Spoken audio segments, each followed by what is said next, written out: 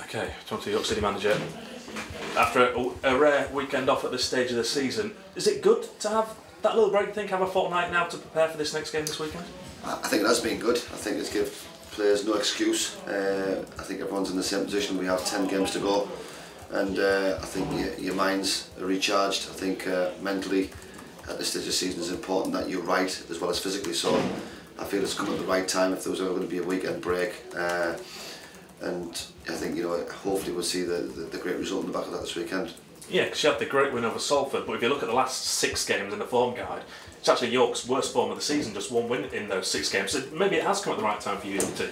Yeah, we've got to get back to that sort of Salford mentality, that Salford sort of, the way we approach that game and manage that game.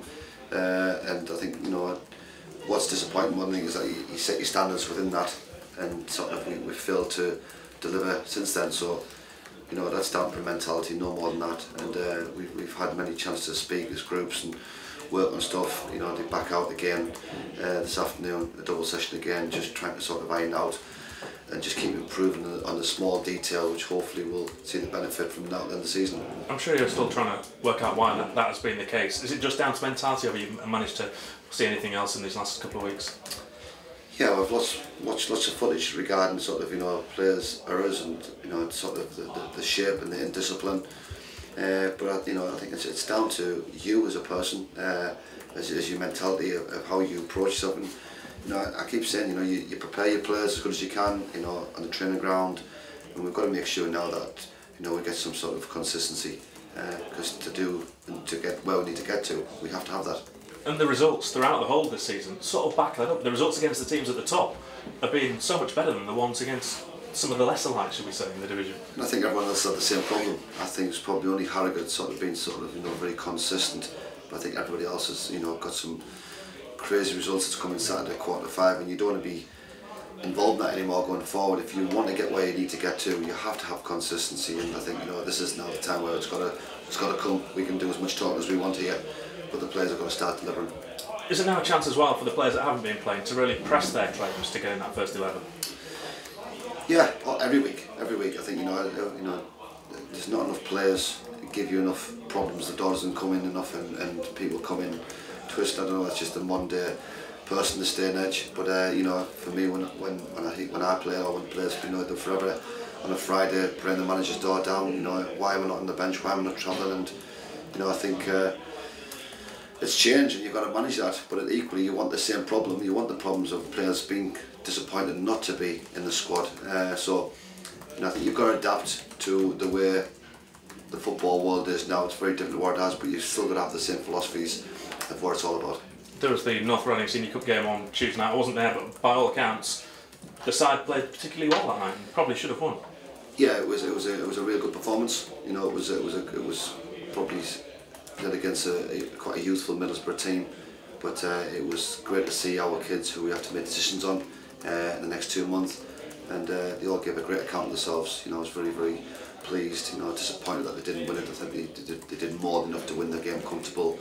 I thought Vinny Steele did great. I think some of these bits of quality going forward, and for a 16-year-old boy, it was outstanding. But equally, was the rest of our young players. They put on a real strong performance, and they'll give us a real good sort of food for thought going forward.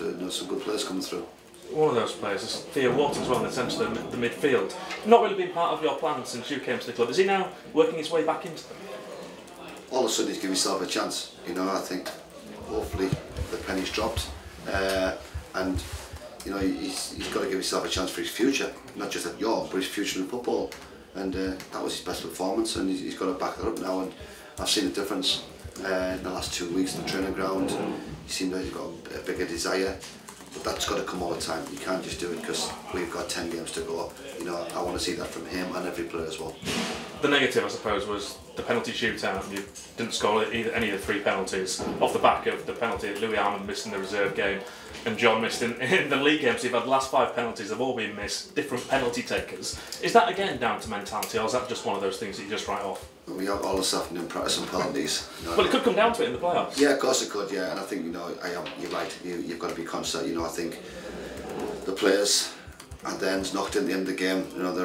the goalkeeper goes up for the last 2 corners. The referee gives a penalty, which is never. It's unbelievable for those who are at the game. And, you know, it was like I was as disappointed as I was in the first team coming away from that game, thinking that they didn't get what they deserved to get today, and I felt for them all because, you know, on chances, you know, they put in a great performance, and had they taken the chances, it could have been quite comfortable tonight for them.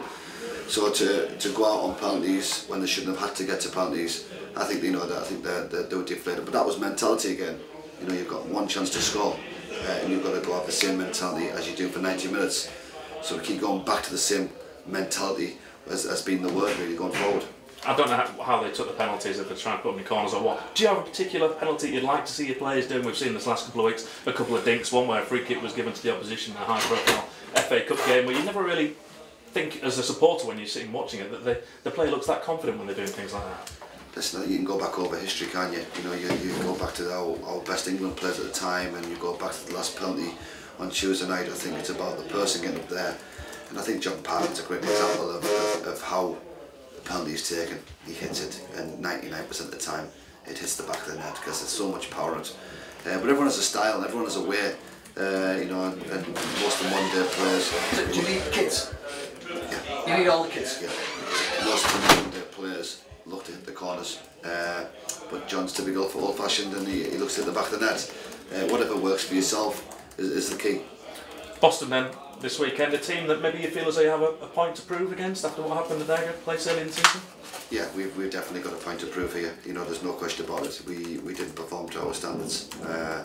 We made it a very scruffy game, and you know, we didn't deserve to get beat. Don't get me wrong, but we certainly didn't do enough to win the game. So we've got to get back to our winning mentality, and make sure our home ground becomes a very much a fortress. The fans have been great, and we've got to make sure the fans have something to really get excited about now going forward. And that was one of the new manager's first games in charge. I think it was his first win, and since then, they've been on one of the best runs in the whole of the division. They've done really well since he's come in. Yeah, they've picked up. They have picked up, and you know, I think, you know, they probably in a false position throughout the season, but they've got stronger and they've got better under Craig. He's done a really good job since he's gone in there. So we've got to be very respectful, but we know we've got to make sure that we right, and, you know, have a good 2 weeks preparing these players, and they've got no room for excuse no more. And you've sort of clearly seen the reaction you wanted to see on the training pitch. Yeah, listen, you know, there's no hiding away from it. From the Curzon game, we're in the Sunday morning, and there was a lot of strong conversations being taking place since then, and a lot of meetings being taking place since then. A lot of work on the training ground to make sure that we had understanding that, you know, we're here and we're here to win games. We're not here, and, you know, you've got to have the toughness, and it's the stage of the season now where it's the business end, and it's about one thing and only one thing, about results. Are you likely to make any changes to the side that played that last game against Alfreton? Yeah, there'll be changes made, and you know, we've got to be ready for that. And is that a sign of that things just couldn't have continued as they have done this last couple of weeks? Well, you know, you've got players in the squad that have been patient, and you know, we've got to, you know, when opportunities come along, let the players now that come in the team have to take the chances. Ask you about a player we've not seen much of recently, Daniel Rowe. Is he still at the club? It's not something I can really comment on this moment in time for personal club reasons, but you know, it's something that, you know, we're working with at this moment in time. Okay, are you looking to bring anyone else in then before the loan window closes later on this month? Yeah, we've had 1 or 2 leads in the last 24 hours, and we'll be working back on them this afternoon, and that is hopefully where we are with things. Ask about a player you had on your books earlier in the season, Bailey Peacock-Farrell, who made his first start for Leeds United last night. Were you surprised that he seems to have come so far so quickly? Well, it's always good to see a kid get a chance. You know, I think, yeah, apart from maybe the one goal, you know, where he was to fault, I think his performance was great. I always felt he was going to be a goalkeeper at a high level. I think he needed to come out on loan, and possibly needs to go out on loan again, who knows.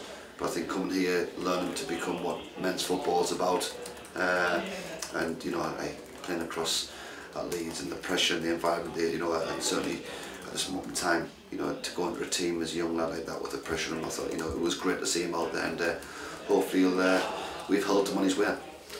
Start of a big week this for you, 3 games, 9 points this week, and everyone I think would be really positive about what could happen in the next 6 or 7 weeks. 100%, and again, I believe that this Saturday is the most important. We've got to make sure that we stay focused on Saturday, then we'll get ready for Tuesday night. But Saturday's the key. We've got to get back to winning ways this Saturday. Thank you. Thanks, lads.